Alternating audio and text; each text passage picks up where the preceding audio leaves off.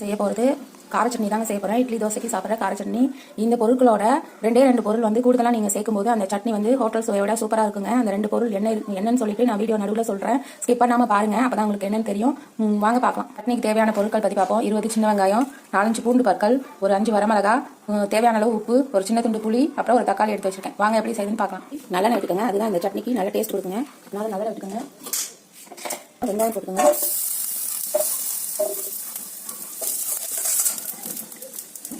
ஒரு 4 பூண்டு பல்லை போட்டுக்கோங்க. மிளகா போட்டுக்கோங்க.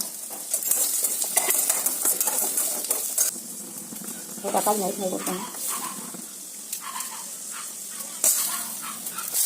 புளி அதெல்லாம் நல்லா சாப்பிடுங்க. ஆறிட்டுங்க, மிக்ஸி ஜாரில் எடுத்து போட்டுட்டாங்க. இப்போ அந்த 2 ரகசிய பொருள் என்னென்னா, ஒரு துண்டு வெல்லங்க, ஒரு முந்திரி பருப்பு போட்டு அரைச்சி எடுத்துகிட்டு வந்துடுங்க.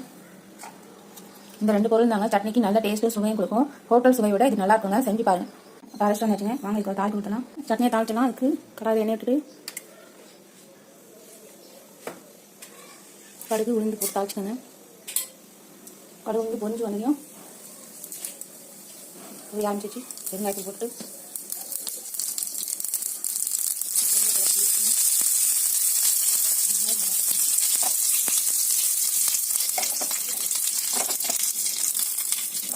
ஆஃப் பண்ணிட்டு சட்னி வச்சுக்கலாம்.